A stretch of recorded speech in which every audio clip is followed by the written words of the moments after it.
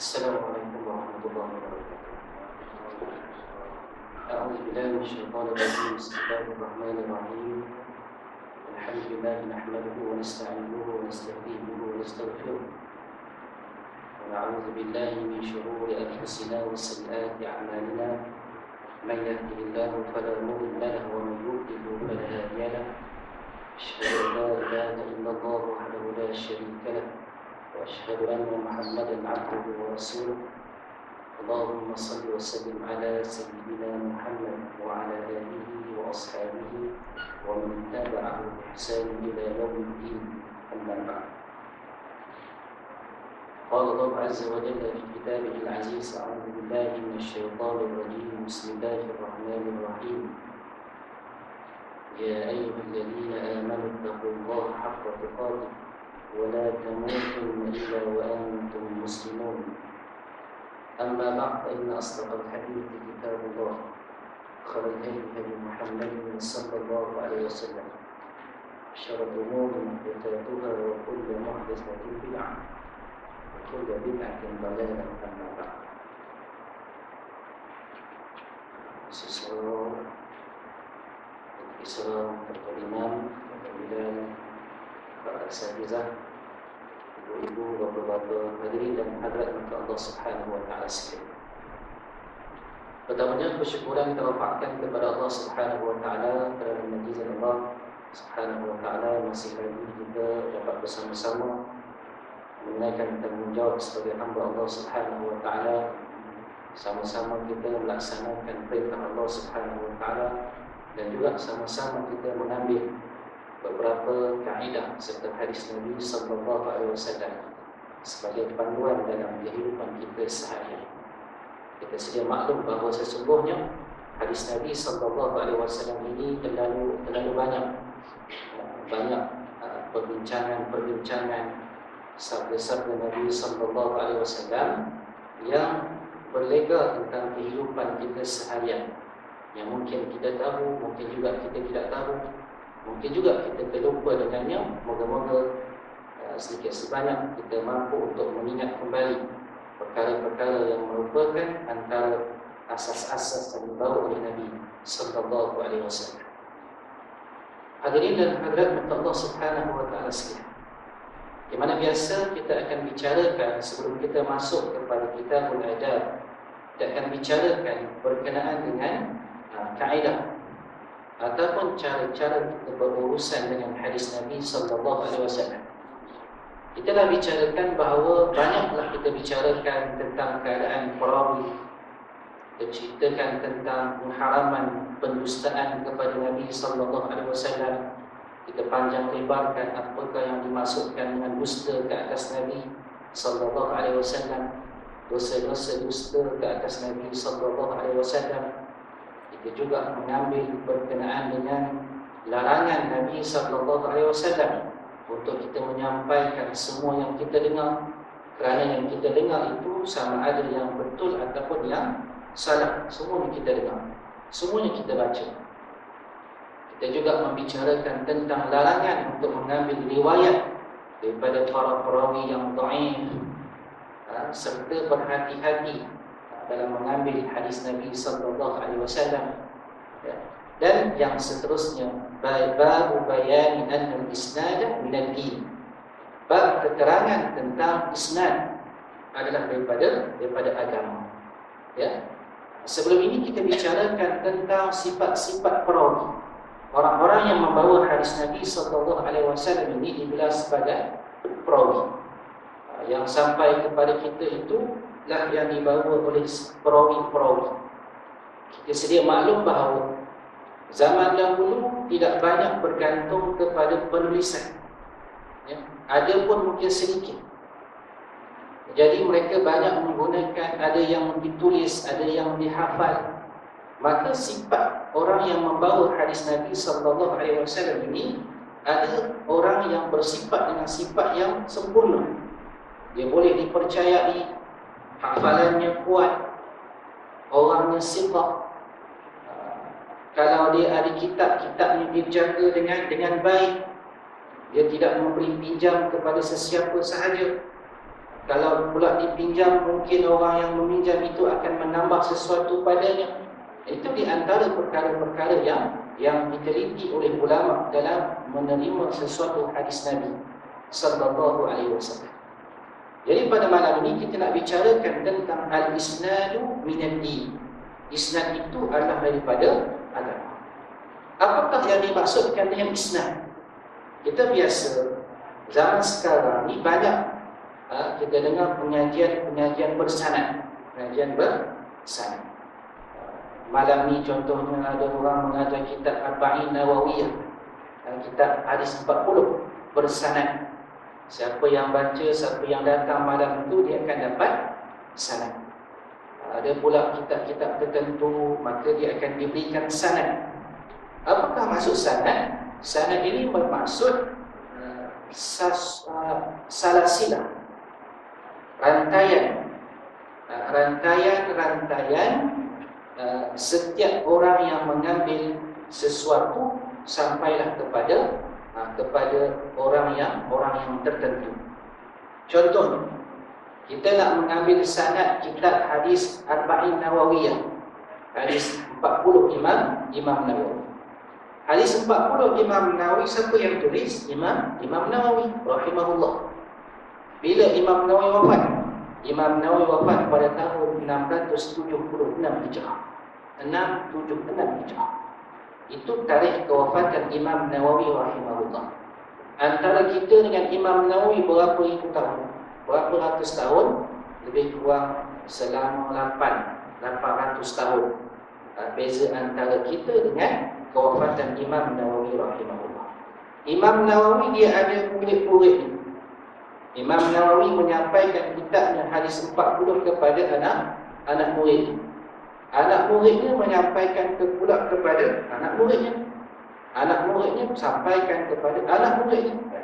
Dia bersambung anak murid ke anak murid, anak murid ke anak murid, sampailah kepada Tok Syekh.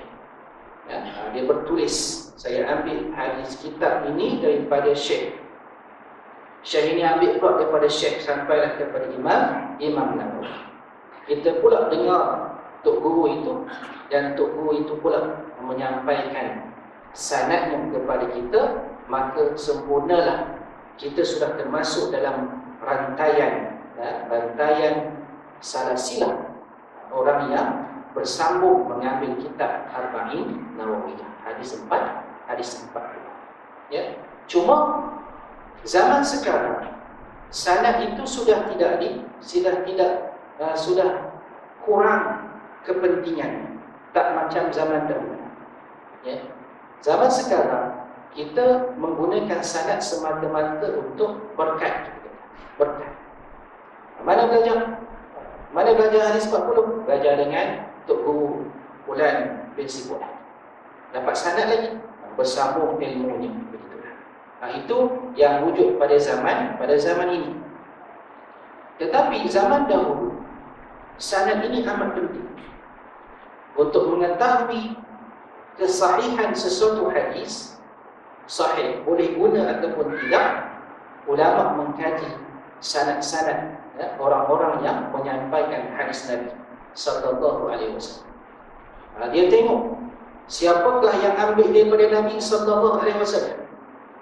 Sesuatu hadis itu diambil oleh sahabat bernama Umar bin Al-Khattab radhiyallahu anhu. Umar bin Al-Khattab seorang sahabat, confirm dia seorang yang dipercayai. Siapa pula anak murid Umar? Anak murid Umar, kita cek, kita periksa anak muridnya bernama, contohnya Muhammad. Kita kaji-kaji anak muridnya juga seorang yang siqah, benar, saleh. Siapa pula yang ambil daripada Muhammad? Kita cek yang ambil daripada Muhammad bernama Sa'id. Kita periksa rupa-rupanya Sa'id ini seorang yang lemah, seorang yang hafalannya tak kuat. Dia kadang-kadang menambah sesuatu dalam hadis Nabi sallallahu alaihi wasallam. Maka keputusannya sanad itu adalah sanad yang dhaif, kita tak boleh guna. Sebab hanya ada seorang yang lemah.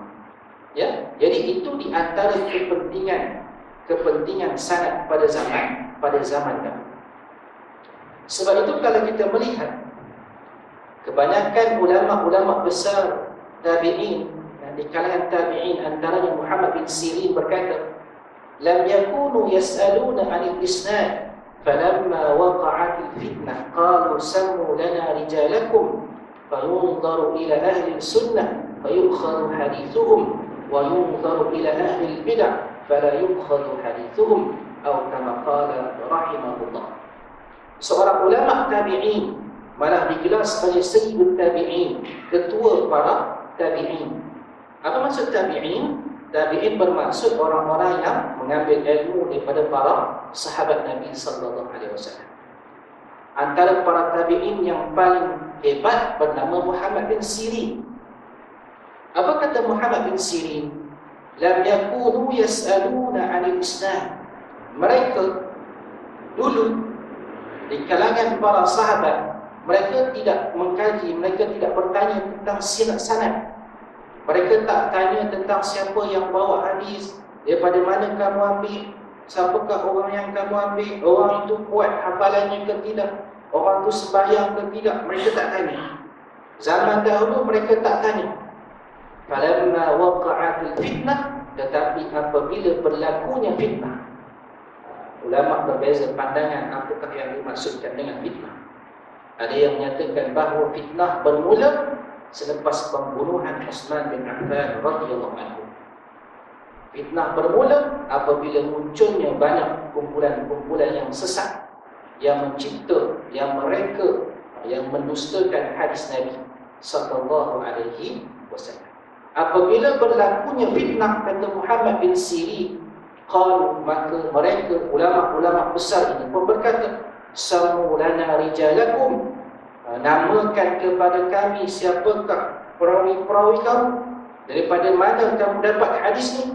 Fayunzaru ila ahli sunnah, maka dilihat kalaulah para perawi itu adalah ahli sunnah, fayukhadhu hadithuhum, maka diambil hadis-hadis mereka. Wa yunzaru ila ahli bid'ah, tetapi kalaulah para perawi, orang-orang yang diambil hadis itu adalah orang-orang ahli bid'ah, fala yukhadhu hadithuhum, maka tidak akan diambil hadis-hadis mereka. Ya, jelas kepada kita apabila berlakunya banyaknya kemunculan kumpulan-kumpulan yang bid'ah ini, ya, Syiahnya, Rafidhahnya, Jabariyahnya, Qadariyahnya, Mu'tazilahnya dan sebagainya, apabila mereka ini wujud, apabila mereka ini mula muncul, maka mereka mula mencipta berbagai hadis Nabi sallallahu alaihi wasallam semata-mata untuk menguatkan kumpulan mereka.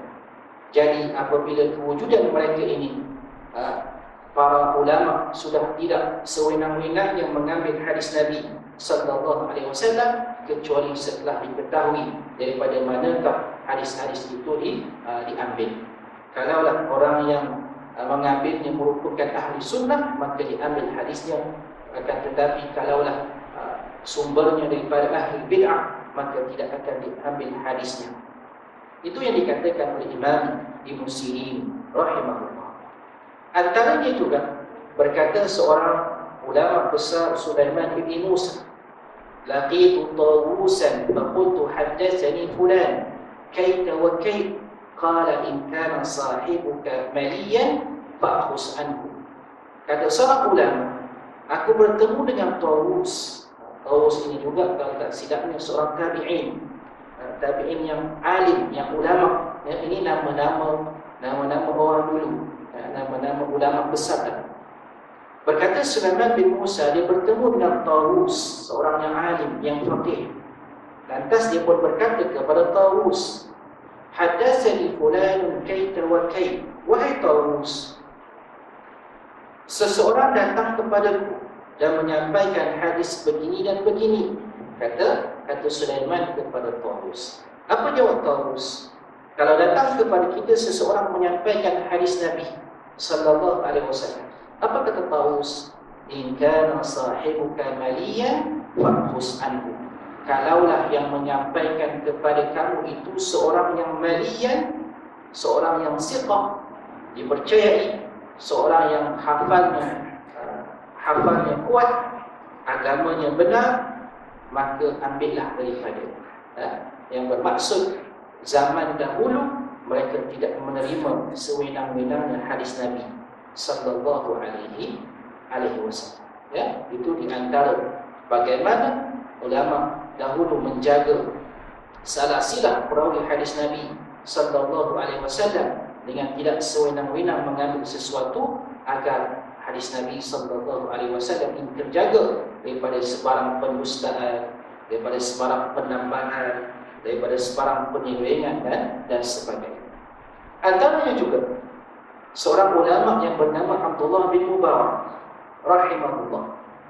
Abdullah bin Mubarak merupakan salah seorang yang mendengar ulama besar yang mengambil daripada tabi'in. Dia lebih kurang di dalam golongan tabi'in, Abdullah bin Mubarak. Abdullah bin Mubarak merupakan seorang yang alim. Malah seluruh ulama selepas Abdullah bin Mubarak bersepakat mengatakan bahawa akan kehebatan ilmu Abdullah bin Mubarak, ketinggian martabat Abdullah bin Mubarak. Pernah satu hari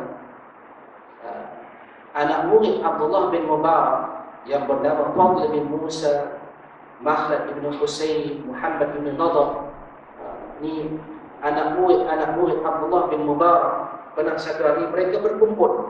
Ini kisah ulama-ulama zaman dahulu yang diceritakan oleh Imam Nawawi rahimahullah. Imam Nawawi berkata, beberapa orang di kalangan anak murid Abdullah bin Mubarak satu hari berkumpul. Lantas mereka berkata, ta'alau hatta na'udda khisala ibn Mubarak. Mari kita sama-sama. Mereka kata, mari kita sama-sama kita mengira, kita menyenaraikan kebaikan-kebaikan yang ada pada Abdullah bin Mubarak. Pada satu hari mereka berkumpul untuk senaraikan kebaikan-kebaikan yang ada pada Abdullah bin Mubarak.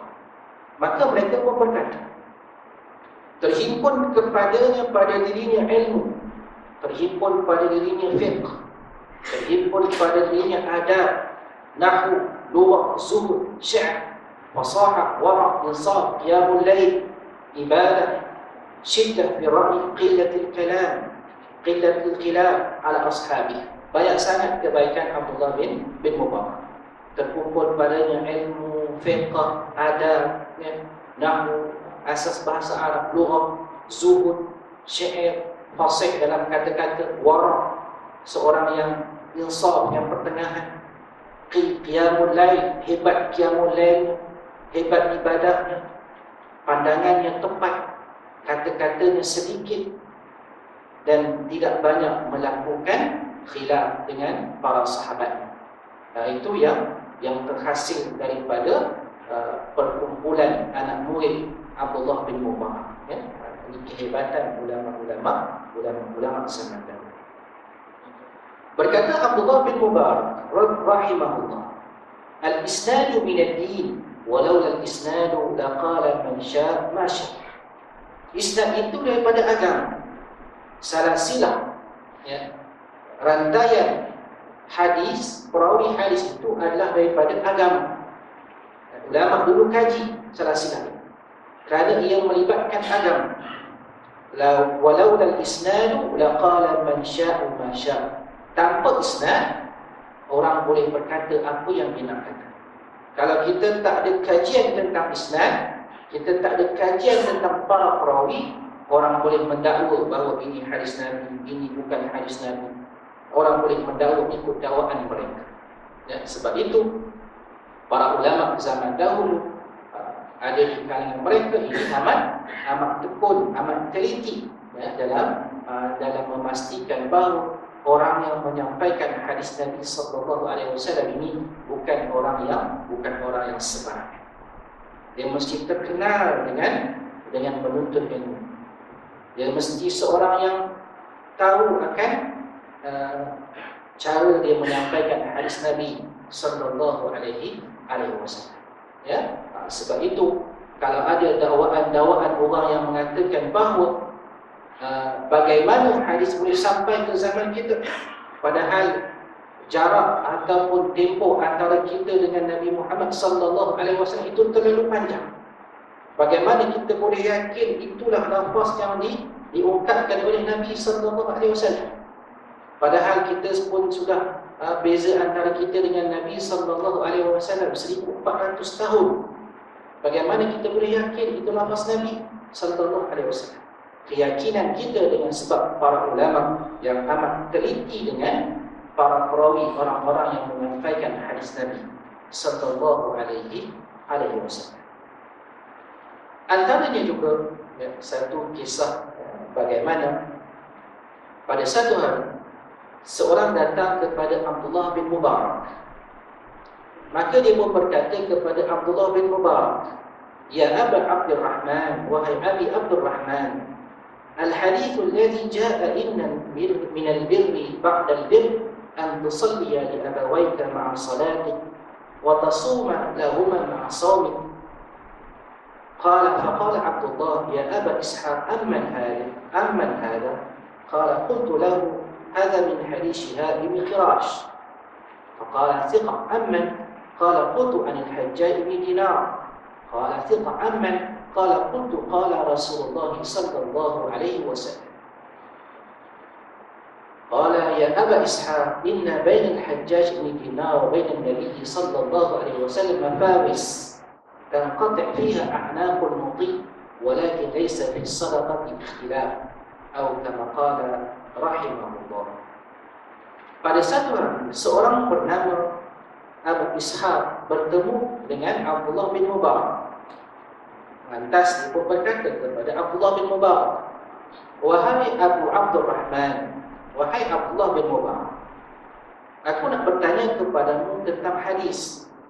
Hadis berkaitan sesungguhnya di antara perkara yang paling baik, inna minal birri ba'dal birr, antara perkara yang paling baik adalah kamu solat untuk kedua bapamu bersama-sama dengan solatmu, dan kamu berpuasa untuk mereka berdua bersama dengan puasamu." Kata Abu Ishaq, "Aku mendengar hadis ini. Apakah pandanganmu, wahai Abdullah bin Mubarak?"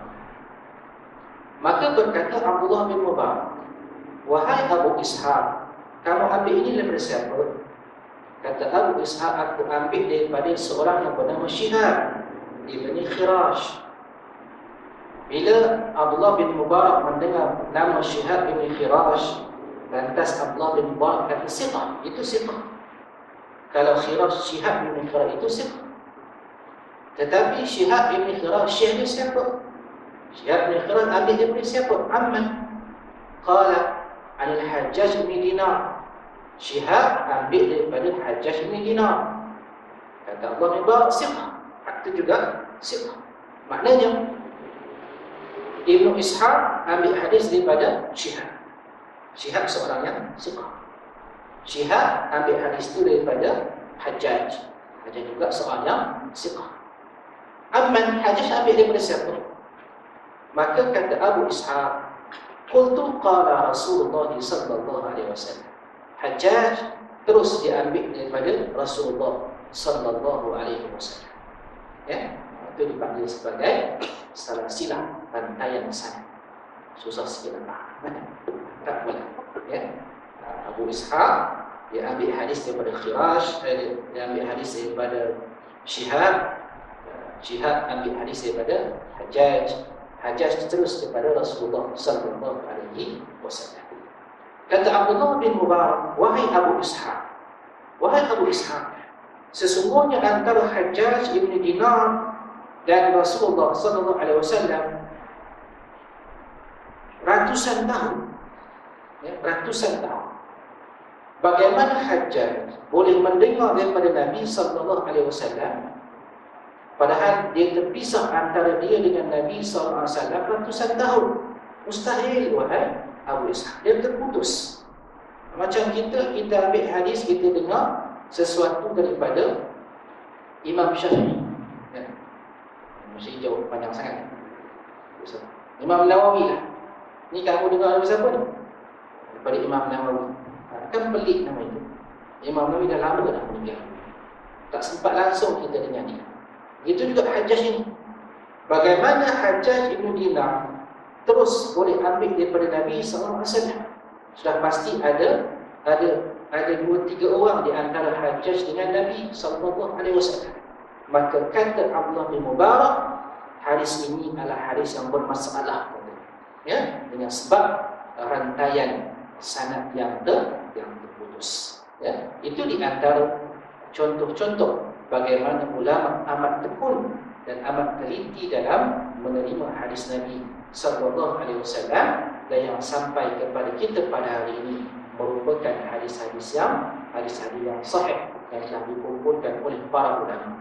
Bagaimana usaha mereka, bagaimana penadalah mereka mengkaji hadis-hadis Nabi sallallahu alaihi wasallam agar ianya sampai kepada kita dalam keadaan yang baik.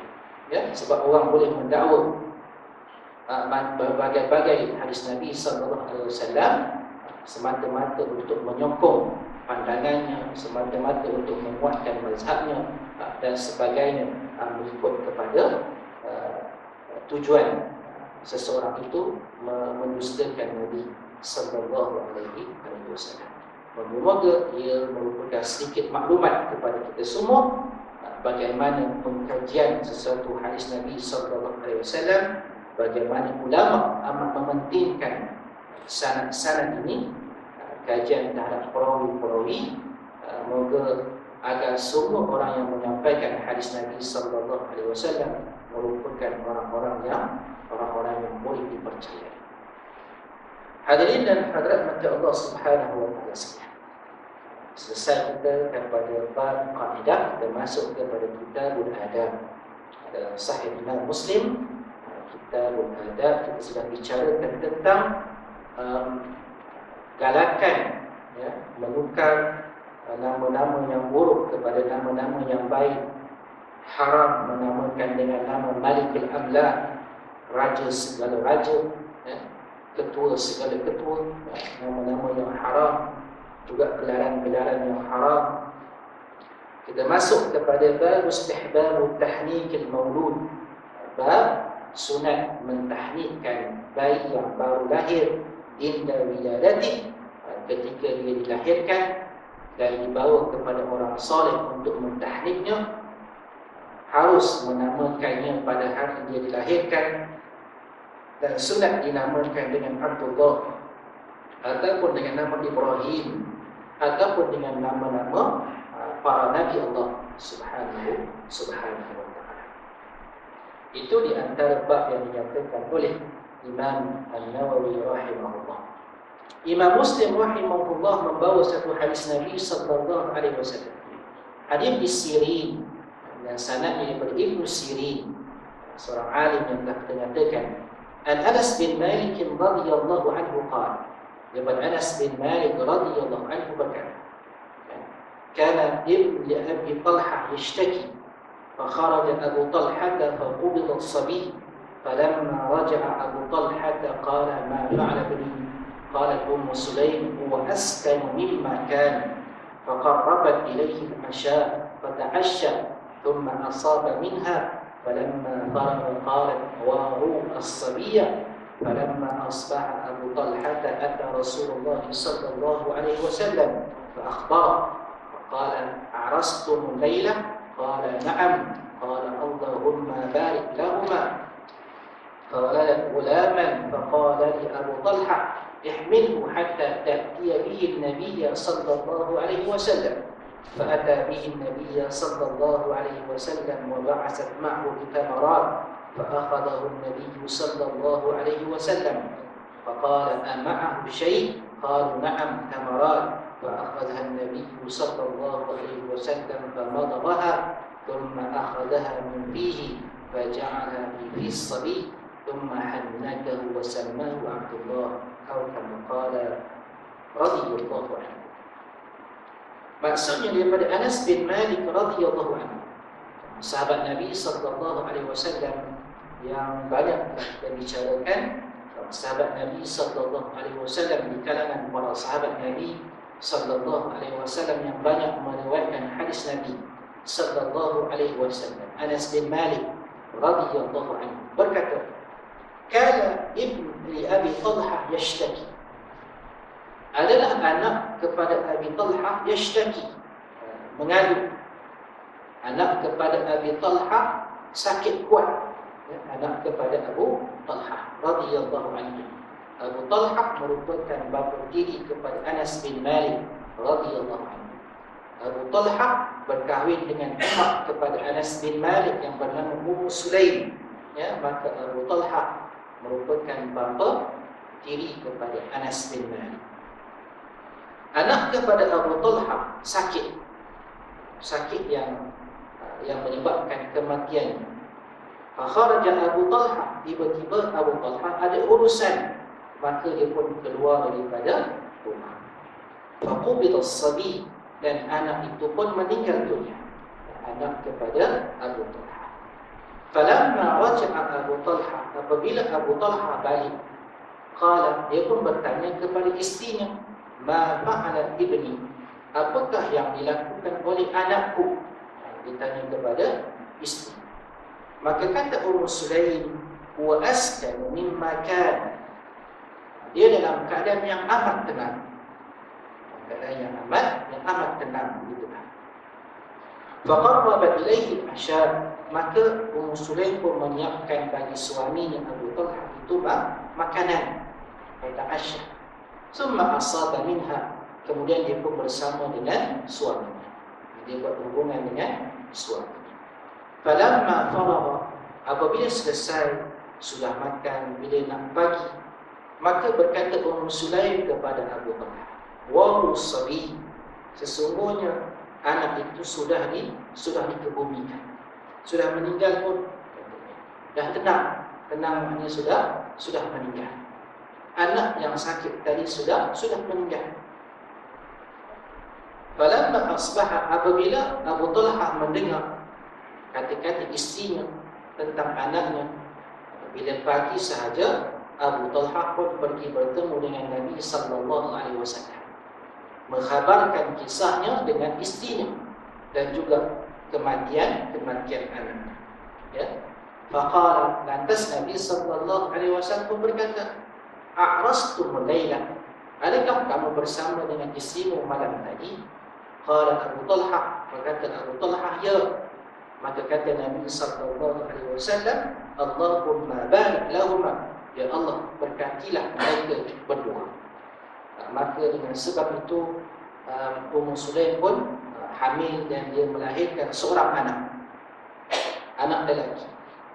Apabila anak lelaki ini sudah dilahirkan, maka Abu Talha pun berkata kepada Anas, "Wahai Anas, bawalah bayi ini bertemu dengan Nabi sallallahu alaihi wasallam." Maka Anas pun bawalah bayi yang baru lahir ini kepada Nabi sallallahu alaihi wasallam, dan dibawa bersama-samanya beberapa biji tamar. Lantas Nabi pun mengambil bayi itu dan berkata kepada Anas, "Ama'ahu syai'?" Adakah bersama-sama dengannya sesuatu? Qalu, "Na'am tamarat." Mereka pun berkata ada, iaitu beberapa biji tamar, kurma. Nabi sallallahu alaihi wasallam pun mengambilnya. Nabi sallallahu alaihi wasallam pun mengunyahnya dan lantas diletakkan di dalam mulut bayi tersebut. Hannakahu, dan disuruh ataupun dibuat supaya bayi tadi menisap-nisap tamar tersebut. Wasammahu Abdullah, dan diberikan nama oleh Nabi sallallahu alaihi wasallam dengan nama Abdullah.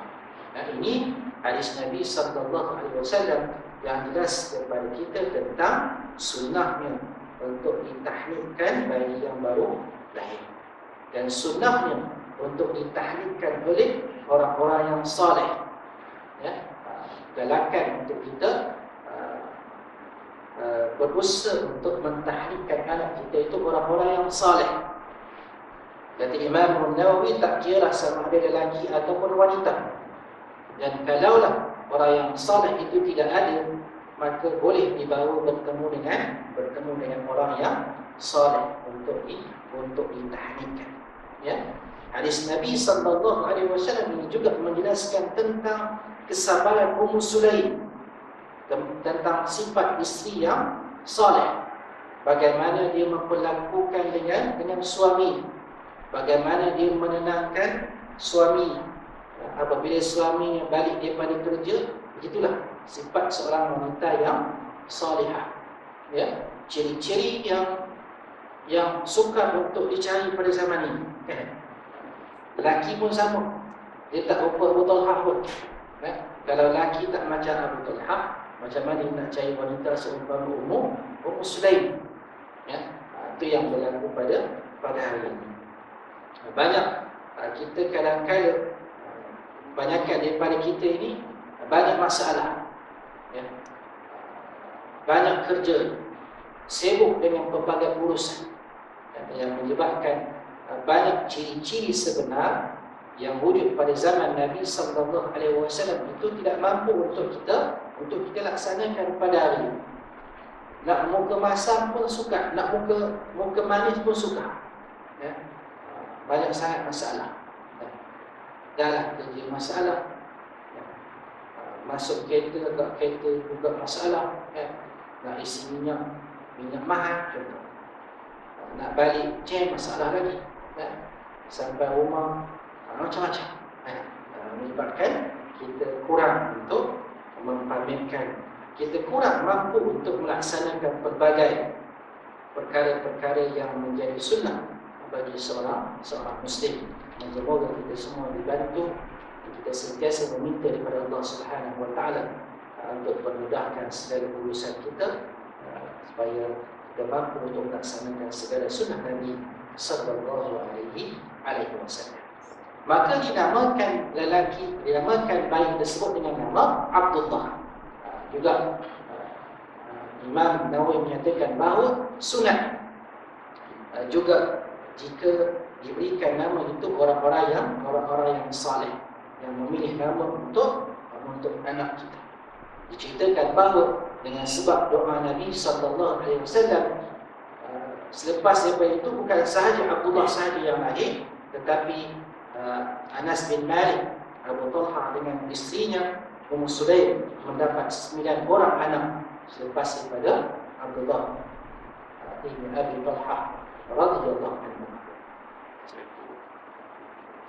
Dalam satu riwayat yang lain, Nabi sallallahu alaihi wasallam daripada Abi Musa al-Ash'ari radhiyallahu anhu qala, "Wulida li ghulam فأتيت به النبي صلى الله عليه وسلم فسماه إبراهيم وحنكه بتمرة أو كما قال رضي الله عنه." Abu Musa al-Ash'ari ataupun nama sebenarnya Abdullah bin Qais al-Ash'ari, seorang sahabat Nabi sallallahu alaihi wasallam yang tak silapnya bukan daripada kelompok Ansar dan bukan juga daripada kelompok Muhajirin. Abdullah bin Qais al-Ash'ari, Abu Musa al-Ash'ari, seorang sahabat Nabi sallallahu alaihi wasallam yang diberikan suara yang merdu, sehingga Nabi sallallahu alaihi wasallam pernah berkata kepada Abu Musa, "Laqad utita mizmar min mazamir ali Daud," atau kama qala sallallahu alaihi wasallam. Wahai Abu Musa, kamu sesungguhnya sudah diberikan, dianugerahkan oleh Allah Subhanahu wa taala dengan seruling ataupun suara-suara yang merdu daripada kemerduan ahli keluarga Daud alaihi salam, Nabi Daud alaihi assalam. Abu Musa al-Ash'ari radhiyallahu anhu berkata, "Wulida li ghulam," aku mendapat seorang kanak-kanak lelaki. Fa'ataitu bihi an-nabiy sallallahu alaihi wasallam, lantas aku bawa ia bertemu dengan Nabi sallallahu alaihi wasallam. Maka Nabi sallallahu alaihi wasallam menamakannya dengan Ibrahim, fasammahu Ibrahim wa hannakahu bitamrah, dan ditahnikkan dengan buah tamar. Juga jelas kepada kita yang menunjukkan bahawa bagaimana para sahabat Nabi sallallahu alaihi wasallam memberikan kepada para sahabat peluang untuk bayi-bayi mereka. Dan seketika azan, qul qawli hadza astaghfirullah li wa lakum. Assalamualaikum warahmatullahi wabarakatuh.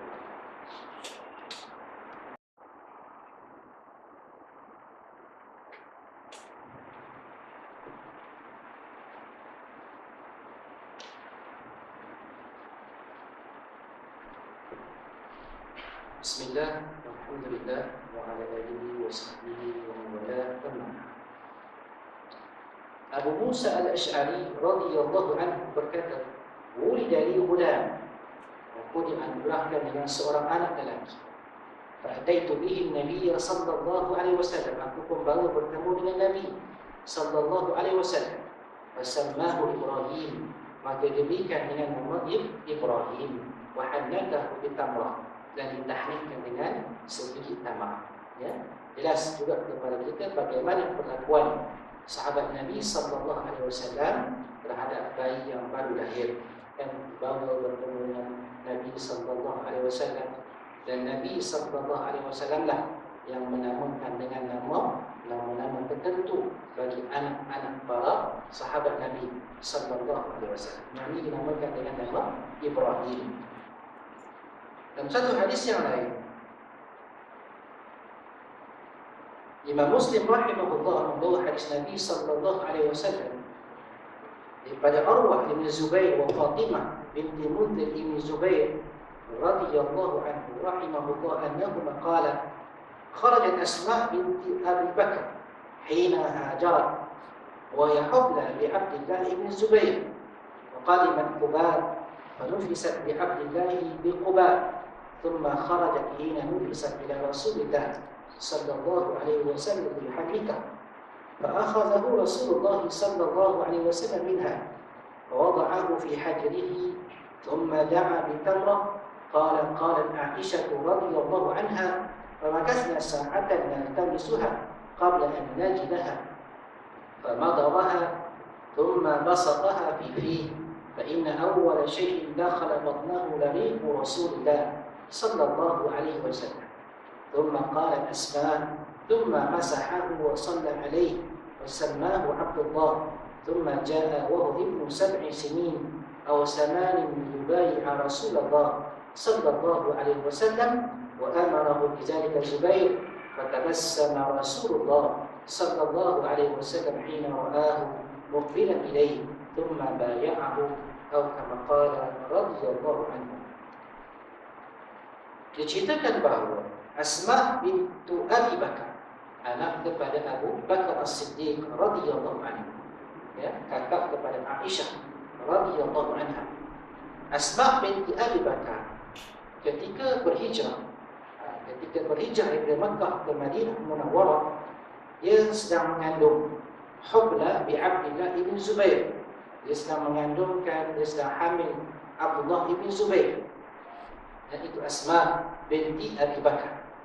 Bagaimana kalau kita melihat usaha hijrah para sahabat Nabi sallallahu alaihi wasallam bukan satu perkara yang ringan, tetapi sesuatu yang sukar, banyak cabarannya. Begitu juga Asma binti Abi Bakar yang berhijrah dalam keadaan dia mengandung Hubla dengan menaiki unta dalam perjalanan beberapa minggu mungkin. Faqadimat Quba, apabila Asma sampai di Quba, fanufisat, maka dia pun melahirkan Abdullah di Quba, Abdullah bin Zubair. Thumma kharajat hina nufisat, kemudian dia keluar menuju, setelah dilahirkan Abdullah, dia keluar membawa Abdullah bertemu dengan Rasulullah sallallahu alaihi wasallam, yuhannikah, supaya baginda sallallahu alaihi wasallam mentahnikannya. Nabi sallallahu alaihi wasallam pun mengambil Abdullah daripada Asma binti Abi Bakar. Nabi sallallahu alaihi wasallam meletakkan Abdullah di pangkuan baginda sallallahu alaihi wasallam. Nabi letakkan Abdullah, bayi yang baru lahir ini, di pangkuan baginda sallallahu alaihi wasallam. Thumma da'a bitamrah, kemudian Nabi pun meminta tamar, sebiji buah tamar. Ini perlakuan baginda sallallahu alaihi wasallam yang boleh kita contohkan. Kalau ada bayi yang baru lahir, beginilah yang kita lakukan berdasarkan perlakuan Nabi sallallahu alaihi wasallam. Nabi sallallahu alaihi wasallam meminta tamar. Maka kata Aisyah radhiyallahu anha, "Famakasna sa'atan naltamisuha qabla an najidaha." Kami pun mencarinya sebiji tamar, kami cari Lama juga Nabi cari, kata Aisyah. Itu rumah siapa tu? Rumah Rasulullah sallallahu alaihi wasallam. Tamar apa dia? Tamar itu makanan asasi bagi Arab, ya, bagi bangsa, bagi penduduk Mekah, bagi penduduk Madinah. Tetapi sebiji tamar pun agak sukar. Ada ketika-ketikanya sebiji tamar pun sukar untuk diperoleh di dalam rumah Nabi sallallahu alaihi wasallam. Apabila didapati tamar itu, famadaghaha, Nabi pun mengunyah sallallahu alaihi wasallam, mengunyah tamar, thumma basaqaha fi fihi. Kemudian mengambil tamar tersebut dan diletakkan ke dalam mulut bayi tersebut.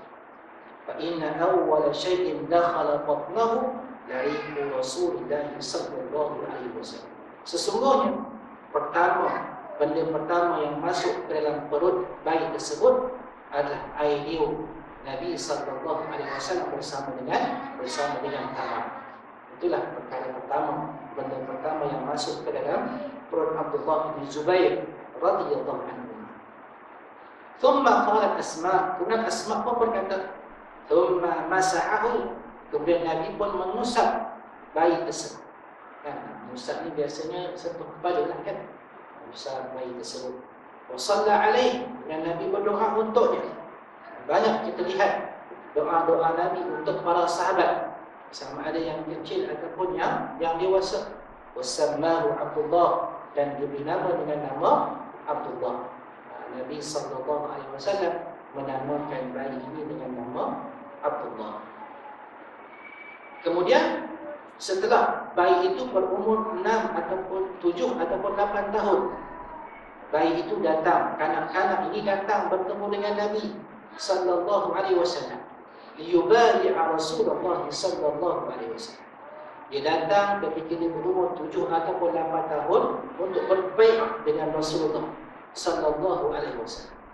Budak anak-anak berumur 7 ataupun 8 tahun datang untuk berbai'ah. Bai'ah apa? Imam Nawawi mengatakan bahawa bai'ah ini semata-mata bai'ah tabrik wa tashri'. Bai'ah berkat, keberkatan dan juga kemuliaan. Bukannya bai'ah, bukannya perjanjian taklif, tuntutan, tidak. Tetapi bai'ah kemuliaan dan bai'ah keberkatan. Apabila Nabi sallallahu alaihi wasallam melihat Abdullah datang ketika dia berumur 7 ataupun 8 tahun, fatabassama Rasulullah sallallahu alaihi wasallam hina ra'ahu, Nabi tersenyum melihat Abdullah ketika mana Abdullah datang bertemu dengan Nabi sallallahu alaihi wasallam, dan kemudian Abdullah pun berbai'ah kepada Nabi sallallahu alaihi wasallam. Ini di antara sunnah yang dilakukan oleh Nabi sallallahu alaihi wasallam terhadap bayi yang baru lahir.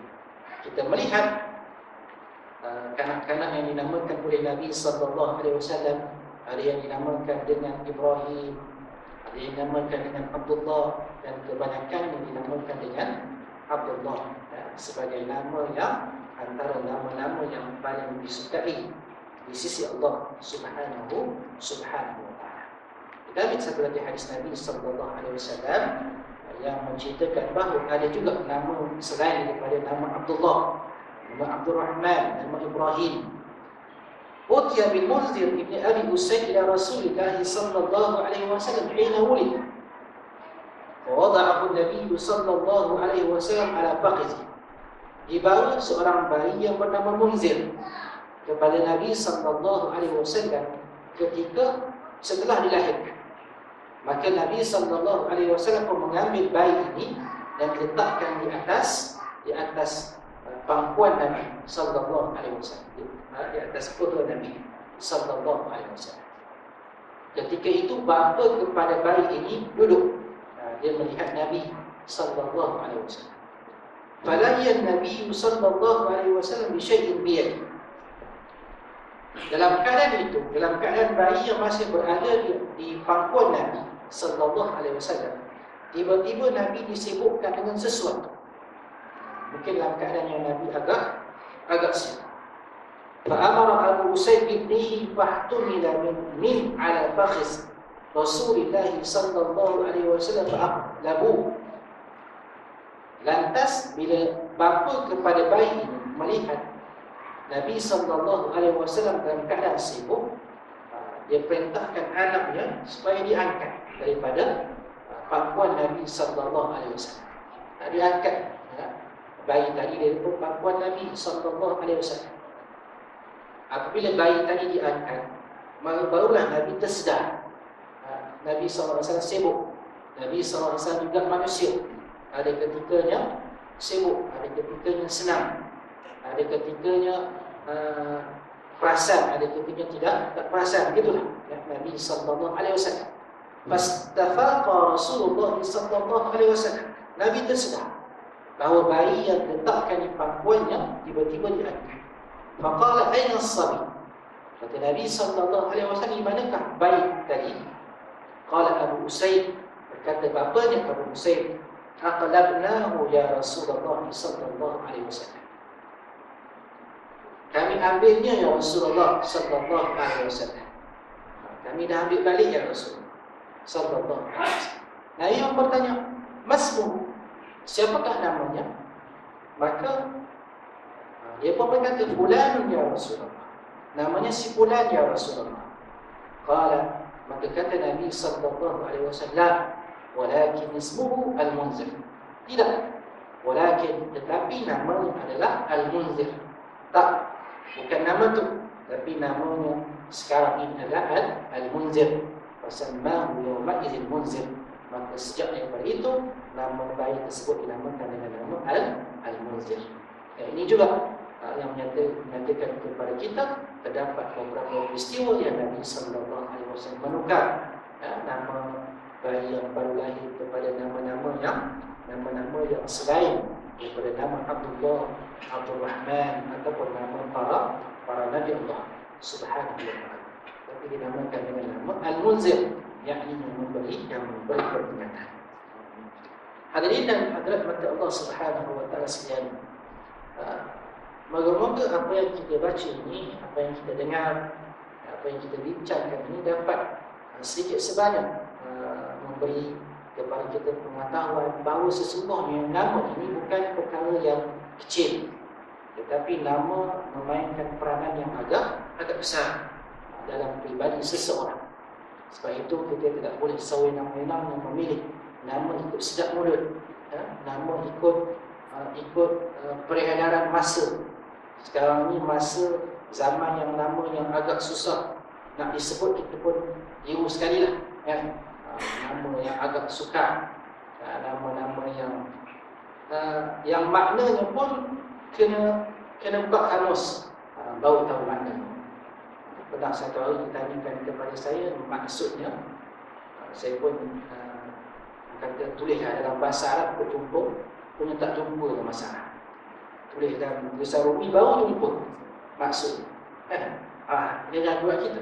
Dalam bahasa Arab tak jumpa, dalam Rumi jumpa. Ya. Saya buka-buka pula nama, asalnya adalah aslun min kalimah min lughah latiniyah. Asal nama ilah dalam bahasa Latin. Latin tu bahasa apa? Latin, bukan bahasa Arab. Tetapi maknanya demikian dan demikian. Tak apalah. Yang tak ada langsung pun tak tahu. Susah juga tu. Dia bagi nama dulu baru bertanya maksud. Ini kita cari maksud. Carilah nama-nama yang mudah, nama-nama yang mempunyai makna yang baik, yang mudah untuk dipanggil, nama-nama para ulama, nama-nama para sahabat Nabi SAW, nama para Nabi, nama yang diberikan oleh Nabi SAW kepada para sahabat Sallallahu Alaihi Wasallam, ataupun kalau tidak pun nama-nama yang baik, walaupun dalam bahasa yang lain, tetapi mempunyai nama yang baik pun rasanya tidak menjadi satu kesalahan. Sebab kalau kita lihat bangsa Arab ataupun bangsa-bangsa dahulu pun nama-namanya adalah nama-nama yang pelik. Dia bukan dalam bahasa Arab, tetapi dia ada makna dalam bahasa bangsa itu. Tak apalah, kan? Kalau orang Melayu panggil apa? Mawang, tak apalah, mawang. Bahasa Melayu. Budiman, kan? Budiman tu bahasa apa? Orang berbudi, kan? Dia tak dalam bahasa Arab, tak apalah. Tapi dia ada makna yang baik dalam bahasa tersebut.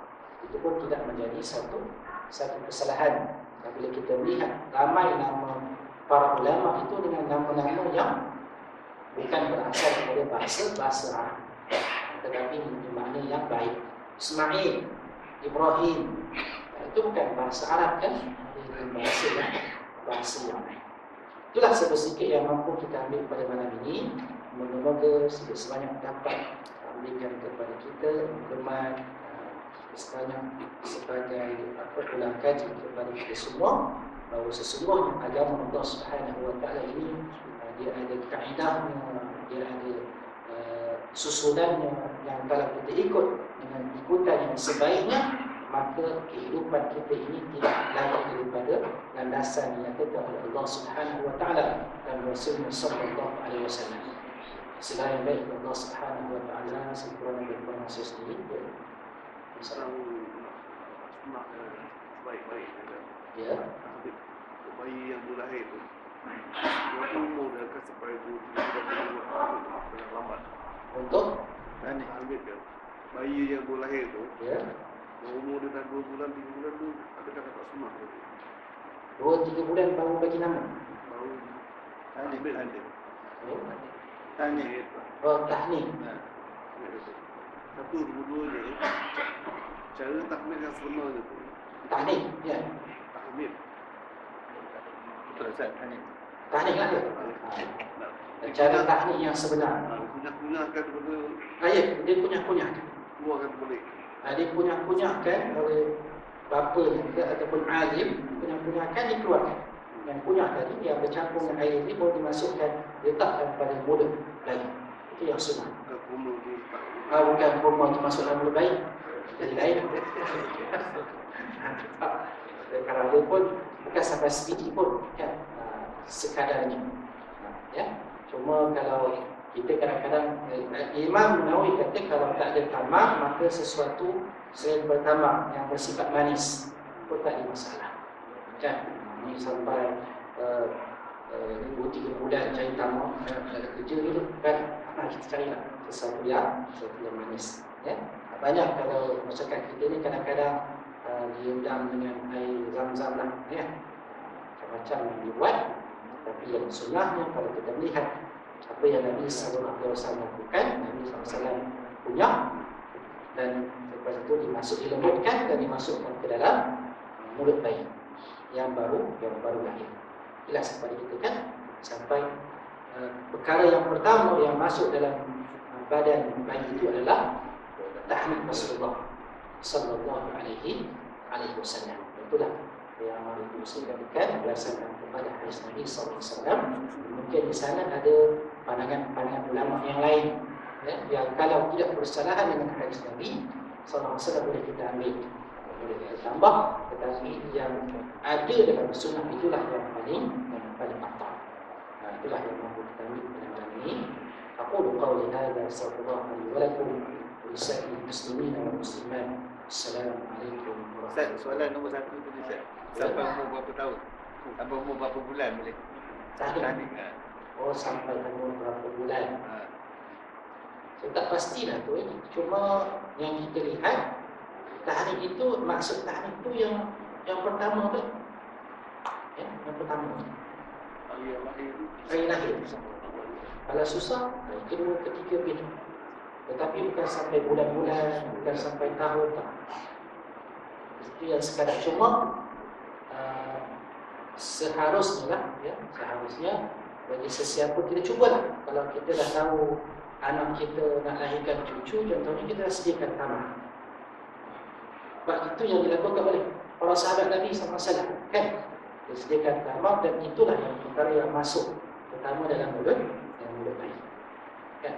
Kita tahulah isteri kita nak lahirkan anak, tapi kita terlupa tamak contohnya, maka agak kelemahan kita, kan? Jadi kita dah tahu, maka itulah yang kita lakukan. Jangan kita terlalu menjawabkannya, sebab bila kita membaca hadis Nabi SAW, jelas kepada kita bahawa ia seolah-olah permulaan makanan bagi bayi tersebut, ya, daripada susu ibu. Itulah yang kita ambil. نكتفي بهذا. السلام عليكم ورحمة الله وبركاته. أعوذ بالله من الشيطان الرجيم. بسم الله الرحمن الرحيم.